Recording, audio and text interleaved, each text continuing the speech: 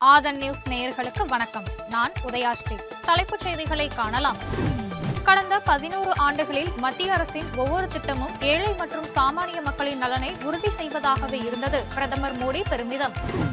சட்டம் ஒழுங்கு சீர்கேடுகளால் தமிழக மக்கள் ஒவ்வொரு நாளையும் பாதுகாப்பாக கடப்பதையே திமுக அரசு அக்னி பரீட்சையாக மாற்றிவிட்டது. எடப்பாடி பழனிசாமி கடும் தாக்கு. மாணவர்களுக்கு தரமான கல்வி வழங்காமல் உயர்கல்வியை திமுக அரசு சீரழித்து வருவதாக அன்புமணி குற்றச்சாட்டு. கல்லூரி மாணவர்களை சரியான பாடம் புகட்டி திமுகவை வீழ்த்துவார்கள் என காட்டம். முருகப்பெருமான் அவதரித்த வைகாசி விசாக திருவிழா கோலாகலம். திருச்செந்தூர் சுப்பிரமணிய சுவாமி கோயிலில் திரளான பக்தர்கள் சுவாமி தரிசனம். இந்தியாவில் கொரோனா பாதித்தோரின் எண்ணிக்கை 6133ஆக உயர்வு. ஒரே நாளில் 6 பேர் உயிரிழப்பு.